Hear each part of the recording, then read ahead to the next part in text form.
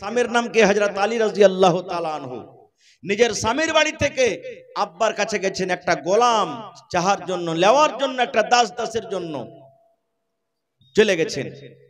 যেই টাইমে যে সময়তে নবীজির বাড়ি গেলেন কে? বেটি ফাতেমা। ওই টাইমে কিন্তু নবীজি বাড়িতে নেই, কোনো কামে কাজে বা দাওয়াতের তাবলীগের কামে গেছেন। মা ফাতেমা জিজ্ঞাসা করছেন কাকে? নিজের মা, এটা সতার মা আয়েশা রাদিয়াল্লাহু তাআলা আনহাকে, যে মা আব্বাজান বাড়িতে নেই। বলছেন না রে বেটি, তোমার আব্বাজান দাওয়াতের কামে তাবলীগের কামে গেছে। কি খবর, কি কথা নিয়ে এসেছো বলো? বলছে না, আব্বা থাকলে কিন্তু বলতাম, জায়গা আবার কোন সময়তে বলবো।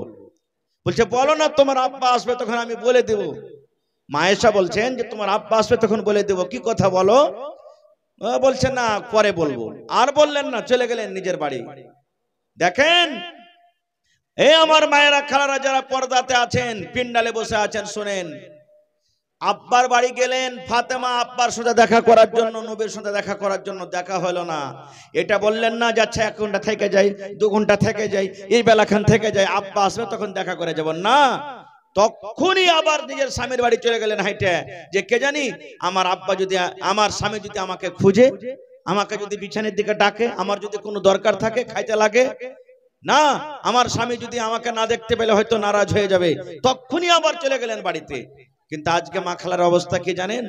যদি নিজের স্বামীকে বলে আব্দুল্লাহর মা, আব্দুল্লাহর বাপ, এ হালেমার বাপ, আমি একটু আমার ভাইকে দেখে আসছি, আমি মাকে দেখে আসছি, আব্বাকে দেখে আসছি, যাবো আর আসবো।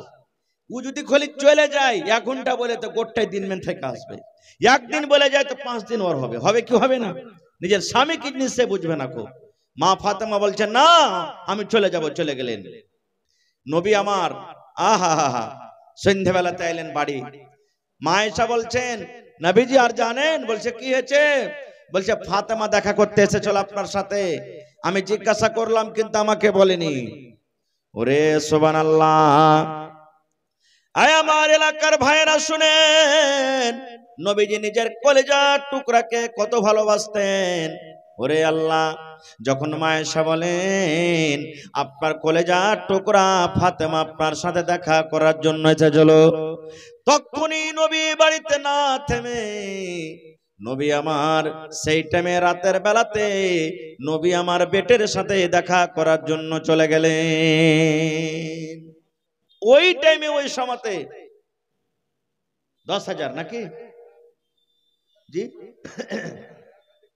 1 হাত মানে 50,000, 5,000। আচ্ছা ভাই, প্রথম কলম এসছেন, আল্লাহর রাস্তে দেন, কবরস্থান আখিরাতের ঘর, আখিরাতের জায়গা, আল্লাহ আপনাকে ভালোবাসবে ইনশাআল্লাহ। দেন জি 5,000 নগদ, 5,000 দিয়ে দিবেন পরে ইনশাআল্লাহ। হ্যাঁ, জমিন কিনতে হবে ভাই। বর্তমান সরপঞ্চ নাকি?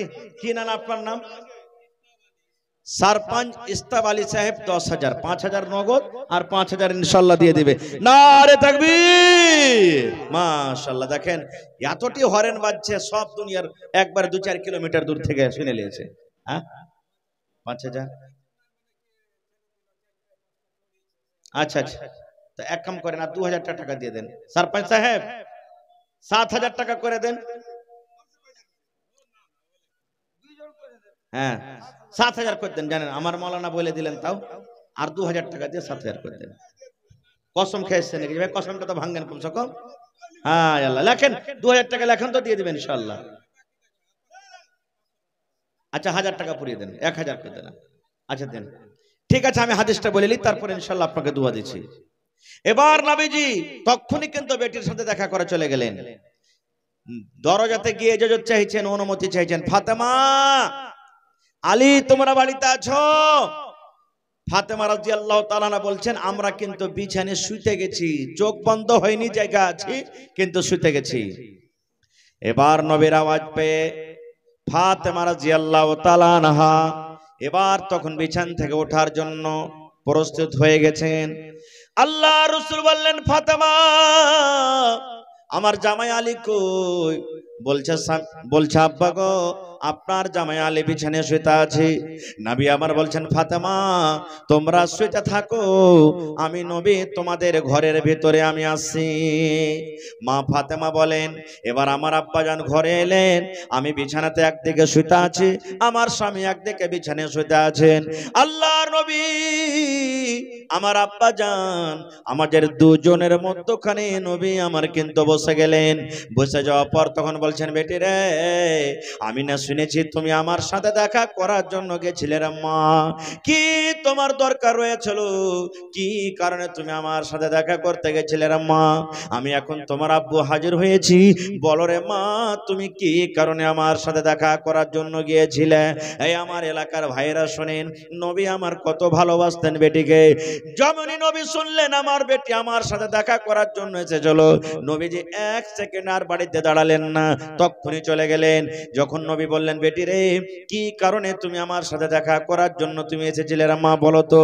এই আমার মায়েরা, এবারে ফাতেমা নিজের হাত খানটাকে এরকম ভাবে কিন্তু দেখান, আব্বা গো এই যে দেখেন আপনি আমার হাত দেখেন, আব্বা আমার হাত দেখেন, আব্বা গো আমার হাতের দিকে দেখেন। আল্লাহর নবী যেমনই নিজের বেটির হাত দেখলেন, ওরে সুবহানাল্লাহ, হাতে কিন্তু বড় বড় বড় বড় ফোঁসা পড়ে গেছি, কত ফোঁসা সাদা হয়ে আছে, কত ফোঁসা কিন্তু গলে গলে গেছি, হাতটা রক্তে রক্তিত হয়ে আছে, লাহুলাহান হয়ে আছে, হাতে ফোঁসা পড়ে গেছে। এবার নবী তখন বলছেন মারে তোমার হাতে কেন ফোঁসা পড়লো, তোমার হাতে কেন ফোঁসা পড়ে আছে? বলছে আব্বা গো আপনার জামাইয়ের বাড়িতে কাম কাজ করে করে যাতা পিছে পিছে ইন্দারা থেকে পানি তুলে তুলে, কুয়া থেকে পানি তুলে তুলে আপনার এই আমার হাতে কিন্তু ফোঁসা পড়ে গেছো গো আব্বা।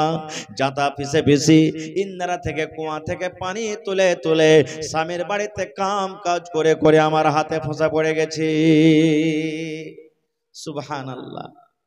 দেখেন নবীর বেটি নিজের স্বামীর বাড়িতে কাম কাজ করে করে হাতে ফোঁসা পড়ে গেছে। আহা হা হা, আজকে যদি আমরা হইতাম কি বলতাম, এই বেটি শুন বিছান কথা যা ছেলে তো তুই ই কাঞ্জুসের বাড়িতে আর থাকতে হবে না, চল ইয়া তো কেরা বাড়িতে কাম করতে পারা যাবে না, খো তাড়াতাড়ি কেরা বরিয়ে বিস্তারলে আর চল বাড়ি চলে যা। আমার কোন বহিন যদি মাকে ফোন করে, মা গে কোন বাড়িতে তুই বিয়ে দিলি গে মা, আর মিনসার ভাত খেতে ভালো লাগে না গে মা, শুধু কাম কাজ করাইছে। কত মা খালা এমন আছেন বুঝাবে না রে বেটি শ্বশুর বাড়িতে থাকতে গেলে কাম করতে হবে, শ্বশুর বাড়িতে থাকতে গেলে ভালোভাবে থাকতে হবে বুঝাইবে। আর কত মা খালা এমন আছে, এক কাম কর না তুই তো বেকার আয়, তুই তো বেকার আয়। এবার যেমনই চলে গেল তখন ফোন করে ডাকবে, হাজি আমাকে আনতে আসবে না, 5 দিন 7 দিন যখন আনতে আসবে না, বলছে যাবো। ই বেচারি কোন রকম গেছে 5 দিন 7 দিন পর বিবিকে আনতে, আর 2-4টা চাংড়া খাড়ো করে তখন বাস হাত কান ধরে খুঁটিতে বেঁধে নেড়াতে 2-4 বাড়ি দিয়ে তখন বলছে, এই তোর বাড়িতে আমার বেটি ভাত খেতে পারবে না, মরার বেটা মরা, 3 লাখ টাকা তোকে দিয়েছি, 2 লাখ টাকা আমার বিয়েতে খরচা হয়েছে, 5 লাখ টাকা দে, 10টা মানুষ ডাক, আর আমার বেটিকে তালাক করে তুই চলে যা। এরকম হয়েছে কি হয়নি? শেরশাবাজিতে আমাদের এরকম হয়েছে। কিন্তু ওরে সুবহানাল্লাহ, নবী আমার বেটির হাত দেখলেন, ফাতেমার হাতে কিন্তু ফোঁসা পড়ে আছে। ওরে আল্লাহ, এ আমার ভাইরা মায়েরা খালারা শোনেন, নবী তখন বলছেন বেটি রে তুমি আমাকে হাত দেখে কি বলতে চাইছো রে মা? বলছে আব্বা গো আমাকে যদি আপনি একটা গোলাম দিতে পারতেন, একটা দাসী গোলা দিতে পারতেন, আমার কাজে আরাম হতো, আমার স্বামীর বাড়িতে কাম কাজ করতো, আমি আপনার মেয়ে আরাম পাইতাম। এই জন্য একটা গোলাম চাইতে গেছিলাম, একটা চাকর চাইতে গেছিলাম। যদি চাকর গালা একটা দিতে পারতেন, আমি শুনেছি লড়াইতে আপনি অনেক চাকর পেয়েছেন, দাস দাসী পেয়েছেন, ওই দাসী গোলা যদি আপনি আমাকে দিতে পারতেন আমার বাড়িতে কাজ করতো। নবী তখন বলছেন বেটি তুমি আমার কাছে গোলাম চাইছো, তো গোলাম থেকে যদি একটা ভালো জিনিস তোমাকে দিতে, কোনটা নিবে তুমি? গোলাম নিবে না ভালো জিনিস নিবে? উদাহরণস্বরূপ বলি, আপনার কাছে যদি আপনার বেটি যে বলে আব্বাজি একটা ছাগল গলা দাও তো, দান দো একটা ছাগল গলা, তো আপনি যদি বলেন হারে বেটি ছাগল নিয়ে কি করবি, চল তোকে 30,000 টাকা দিয়ে একটা গাই গলা কিনে দেবো, তা আপনার বেটি ছাগল নিবে না গাই নিবে বলেন তো? জোরে বলেন কি নিবে জি ভাই? গাই নিবে। আমার নবী বলছেন বেটি রে তুমি আমার কাছে গোলাম চেয়েছ রে মা, তাইলে গোলাম থেকে ভালো জিনিস দিলে তুমি সেটা নিবে কি নিবে না? মা ফাতেমা বললেন, আব্বা গো, আমি গোলাম চেয়েছি, গোলাম থেকে যদি ভালো জিনিস আপনি আমাকে দেন আমি সেই ভালো জিনিসটা নিব। ভালো জিনিস কি আমি পরে বলছি, কথাটাকে রেখে দিলাম। তার আগে আমি বলি আপনাদেরকে, ফাতেমাটা কে? কে হলো ফাতেমা? ফাতেমা কে? আরে আল্লাহ, আল্লাহর নবী বলেছেন, শেষ নবী আমি দুনিয়াতে এসেছি, আমার পর নবী হয়ে দুনিয়া তার কেউ আসবে না। আমি শেষ নবী, শেষ পয়গম্বর, ইমামুল আম্বিয়া। যত নবী দুনিয়াতে এসেছিলেন সমস্ত নবীদেরকে নামাজ পড়ালছেন, ইমাম হয়েছেন সেই নবীর বেটি ফাতেমা। নবী আমার বলেছেন, আল্লাহ রাব্বুল আমিন আমাকে প্রথম নম্বরে বলবেন, নবী গো যাও তুমি জান্নাতের দুয়ার খুলে দাও, জান্নাতের গেট খোলো। আল্লাহ রাসূল বলেছেন, আমি শেষের বেলাতে এসেছি, কিন্তু ওরে সুবহানাল্লাহ, আমি নবী সর্বপ্রথম জান্নাতের দুয়ার খুলবো। আর আমার উম্মত হিসাব কিতাব করে যতক্ষণ পর্যন্ত জান্নাতের ভিতরে না যাবে ততক্ষণ পর্যন্ত কোন নবীর উম্মত জান্নাতের ভিতরে যেতে পারবে না। এরকম নবীর বেটি ফাতেমা নিজের স্বামীর বাড়িতে কাম কাজ করে করে হাতে ফোঁসা পড়ে যেত। আর ফাতেমাকে আহা, আল্লাহ রাসূল সাল্লাল্লাহু আলাইহি সাল্লাম 10 জন নবী 10 জন সাহাবীর নাম লিয়েছেন, যাকে আশরায়ে মুবাশশারা বলা হয়। এই আব্দুর রহমান তুমি জান্নাতে যাইবে, এই সাদ তুমি জান্নাতে যাইবে, এই আবু বকর তুমি জান্নাতে যাইবে, হে উমর তুমি জান্নাতে যাইবে, হে সাঈদ তুমি জান্নাতে যাইবে। 10 জন সাহাবীদের নাম লিয়েছেন। তার মধ্যে একজন সাহাবী ছিলেন কে? আলী রাদিয়াল্লাহু তাআলা আনহু। নবী আমার বলেছেন, আলী তুমি জান্নাতে যাইবা। দুনিয়াতে তারা জান্নাতের খুশখবরি পেয়েছেন, দুনিয়াতে জান্নাতের সার্টিফিকেট পেয়েছেন, আলে তুমি জান্নাতে যাইবা। ওরে সুবহানাল্লাহ, এরকম জান্নাতে মানুষ যে দুনিয়াতে জান্নাতের সার্টিফিকেট পেয়েছেন, এরকম জান্নাতে মানুষের বিবি হলেন কে? ফাতেমা রাদিয়াল্লাহু তাআলা আনহা, যে নিজের স্বামীর বাড়িতে কাম কাজ করে হাতে ফোঁসা পড়ে যেত। আর কে ফাতেমা? একদিনকার ঘটনা, নবীজি জিবরিল ফেরেশতার সাথে গল্প করছেন, তখন হাসান হোসেন ছোট বাচ্চা, 5-7 বছরকার বাচ্চা, 2-4 বছরকার বাচ্চা, হঠাৎ করে কাঁদতে কাঁদতে নবীর পাঞ্জরে বসে গেছেন। যায় হযরত জিবরিল আর নবীজি একটুখানি দূরে গল্প করছেন, আর আল্লাহ রাসূল সাল্লাল্লাহু আলাইহি সাল্লামের নাতি হাসান এবং হুসাইন কাঁদছেন, কাঁদতে কাঁদতে নবীর পাঞ্জরে বসে গেছেন। এবার তখন জিবরিল ফেরেশতা বলছেন, নবী গো এটা কে? বলছে আমার নাতি। জিবরিল ফেরেশতা বলছেন, নবী গো আপনার নাতিকে আপনি কত ভালোবাসেন। এবার নবী বললেন, জিবরিল রে, আমার নাতিকে আমি অত ভালোবাসি, যে আমার নাতিকে ভালোবাসে সেই নবী যেন আমাকে ভালোবাসলো। আমার নাতিকে যে মহব্বত করে আমার সাথে মহব্বত করলো, আর আমার নাতিকে যে ভালোবাসে না, মহব্বত করে না, সেই যেন নবী আমি আমার সাথে সে মহব্বত করলো না। এবার জিবরিল আমিন বললেন, নবী গো যে নাতিকে আপনি এত আদর দেন, এত ভালোবাসেন, তার ভালোবাসাটা আপনার ভালোবাসা, তার নারাজগিকে আপনার নারাজি, আপনার মরে যাওয়ার পর, আপনার দুনিয়া থেকে চলে যাওয়ার পর একটা এমন সময় আসবে, একটা এমন টাইম আসবে, আপনার এই নাতিকে কিছু মানুষেরা তীর দিয়ে, বললাম যে তলোয়ার দিয়ে, কত রকম কষ্ট আঘাত দিয়ে আপনার নাতিকে দুনিয়া থেকে শহীদ করে দেবেন। যেমন কথাটা শুনলেন, এবারে নবী বলছেন, জিবরিল রে, আমার এই নাতিকে এত আদর করি, আমার নাতিকে মারবি, আমার এত নাতিকে কষ্ট দিয়ে মারবি? বলছে হ্যাঁ, আপনার নাতিকে শহীদ করে দিবে। এবার নবী বললেন, জিবরিল আমার নাতিকে যখন মারবে আমি নবী সেই সময়তে বাঁচবো না, থাকতে পাবো না। কিন্তু জিবরিল রে, যেই জায়গাতে আমার নাতিকে মারা হবে তুমি দয়া করে ওই জায়গাটা, ওই জমিনখানা তুমি আমাকে একবার দেখাও তো, যেই জায়গাতে আমার নাতিকে শহীদ করা হবে। ওরে আল্লাহ, এবার আল্লাহ রাব্বুল আমিনের আদেশে জিবরিল আমিন সেই জায়গাটা, সেই জমিনটা, যেই জায়গাতে নবীর নাতিকে শহীদ করা হয়েছে, আল্লাহ রাব্বুল আমিনের আদেশে সেই জমিনখানটা নবীকে দেখিয়ে দেওয়া হলো।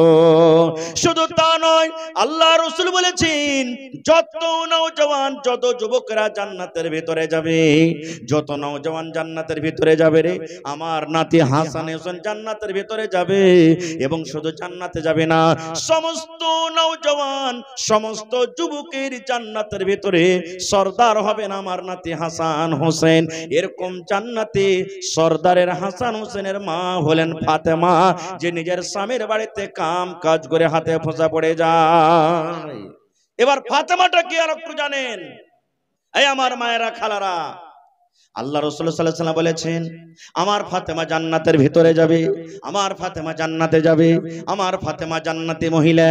আল্লাহ রাসূল বলেছেন আমার ফাতেমা শুধু জান্নাতে যাবে না রে, যত মহিলারা জান্নাতের ভিতরে যাবে, যত নারীরা জান্নাতের ভিতরে যাবে, সমস্ত নারীদের নেত্রী, সমস্ত নারীদের সরদারনি হবে কে? আমার ছোট বেটি কলেজার টুকরা ফাতেমা। এরকম জান্নাতি মেয়ে ছেলে ফাতেমা নিজের স্বামীর বাড়িতে কাম কাজ করে করে হাতে ফোঁসা পড়ে যেত। সুবহানাল্লাহ। তা নবীজি बेटी के तो आदर करते हैं। गुजारिश है कि आप लोग शांति बनाकर बैठ जाएं। जो रजाकार हजरात हैं, जो जलसा कमेटी है, अगर कोई मामला पेश आता है तो वो देख लेंगे। सामीन हजरात से गुजारिश है कि आप लोग बैठ जाएं। আপনারা বসে যান ভাই, এরকম ভাবে মাহফিল ছেড়ে চলে যাওয়া कोई मामला नहीं है, आप लोग बैठ जाएं। কিছু হয়েছে शांति बनाकर आप लोग बैठ जाएं। আপনারা বসে যান। তো ভাই আমার কথা হলো যে আমাদের বাড়িতে যদি মেয়ে জন্মগ্রহণ হয়, এরকম ভাবে আদর মোহাব্বত আমাদেরকে করতে হবে, মন ভারী করতে হবে না কো ভাই। বলার কথা মেলায় আছে, এরকম ভাবে যদি বয়ান রাখা যায় আরো কিছু সময় লাগবে। তবে ভাই আজকের জালসা হলো কি কবরস্থানের জালসা নাকি? আজকে জালসাটা হলো কবরস্থানের জালসা। আল্লাহুস সামাদ। आज जलसा कमेटी जो भी हैं रजाकार हजरात से गुजारिश है कि आप लोग जो दौड़ धूप कर रहे हैं या कोई मामला है, आप सामीन हजरात को पंडाल में आने के लिए कहें। হয়নি হবে না হতে পারে না আমার নবীর সাথে কারো তুলনা, হয়নি হবে না হতে পারে না আমার নবীর সাথে কারো তুলনা। হায়রে তুলনা তো দূরের কথা, ছায়াও মিলে না। হয়নি হবে না হতে পারে না আমার নবীর সাথে কারো তুলনা, হয়নি হবে না হতে পারে না আমার নবীর সাথে কারো তুলনা। সকল নবী রাসূল ছিলেন খোদার দিবানা, দু নয়নে দেখব খোদা ছিল তামান্না। সকল নবী রাসূল ছিলেন আল্লাহর দিবানা, দু নয়নে দেখব আল্লাহ ছিল তামান্না। আরে মর নবীকে ডেকে নিলেন, আরে মর নবীকে ডেকে নিলেন দেখবে রব্বানা। হয়নি হবে না হতে পারে না আমার নবীর সাথে কারো তুলনা, হয়নি হবে না হতে পারে না আমার নবীর সাথে কারো তুলনা। ইউসুফকে দেখে যারা আঙ্গুল কেটেছে, তারা কি আমার নবীর রূপ দেখেছে? ইউসুফকে দেখে যারা আঙ্গুল কেটেছে, তারা কি আমার নবীর রূপ দেখেছে? আরে দেখতো যদি কেটে দিত, আরে দেখতো যদি কেটে দিত কলিজা খানা। হয়নি হবে না হতে পারে না আমার নবীর সাথে কারো তুলনা, হয়নি হবে না হতে পারে না আমার নবীর সাথে কারো তুলনা। নারে তাকবীর। ভাই আমার আজকে জালসাটা হলো কবরস্থানের জালসা। আজকে যখন আমরা বাড়িতে বানাই 10 লাখ 15 লাখ 50 লাখ 1 কারোর টাকা আমরা খরচ করে বাড়ি বানাই, থাকবো কতদিন যার কোনো গ্যারান্টি নেই। 1 মাস থাকবো, 1 বছর থাকবো, 50 বছর থাকবো, 1 ঘন্টা থাকবো, কি পাবো না থাকতে কোনো গ্যারান্টি নেই। কিন্তু সুবহানাল্লাহ, কবর একটা এমন জায়গা কিয়ামত পর্যন্ত সেই জায়গাতে আমাদেরকে সোজা থাকতে হবে, এমন দামি জায়গা। আজকে আমরা ঘর বাড়ি আমরা বানাইতে যাচ্ছি, কত টাকা খরচ হয় সুবহানাল্লাহ। ভাইরে আজকে আপনাদেরকে নিয়ে এখানকার এলাকার মানুষ, গ্রামের মানুষ একটা জালসার আয়োজন করেছে। যে শুনতে পেলাম জমিন কিছু পাওয়া যাচ্ছে, কবরস্থানের জমিন কিনতে হবে, টাকা লাগবে, যার কারণে আজকে জালসাটা লাগানো হয়েছে। এটা খুব দরকারের জিনিস। আল্লাহুস সামাদ, আমরা মুসলমান, আমরা যখন মরে যাব আমাদেরকে জানাজা পড়ে কবরে মাটিতে দফন করবে, আমাদেরকে কবরের ভিতরে থাকতে হবে। এই জন্য কবরস্থানের জালসা ভাই আমার 1 টাকা 2 টাকা 5 টাকা 10 টাকা যা পারবেন যে আমি আপনাদের কাছে নিব। তার আগে আমি একটা আবদার রাখছি, দেখি কোন আল্লাহর বান্দা আছেন যে কবরস্থানের জন্য 1 কাঠা 2 কাঠা জমিন কেউ দান করতে পারবেন। গত রাত্রে জালসা আমার শাইখে মুহতারাম তাওহীদ আলম সাহেব সালাফি হাফেজাহুল্লাহ, উনিও ছিলেন কালকে জালসাতে। আল্লাহুস সামাদ, এই মির্জাপুরে 7 কাঠা জমিন ওখানে দান হয়েছে, মসজিদের জালসা ছিল। আজকে দেখি যেখানে কবরস্থানের জমিন নেওয়া হবে ওইখানে যদি কোনো ভাই পারেন, কাহারি জমি থাকে তো 1 ডিসমিল হোক 1 কাঠা হোক জমিন আপনি সেখানে দিয়ে দিবেন। আর ওখানে আপনার যদি জমিন না আছে, মাঠে ময়দানে অন্য জায়গাতে আছে, তা 1 কাঠা জমির দাম বা আধ কাঠা জমির দাম যা হবে বা 1 ডিসমিল জমির দাম যা হবে, আপনি সেই জমিনটাকে কিনে আপনি ঈদগাহের কবরস্থানের জন্য আপনি দিয়ে দিবেন।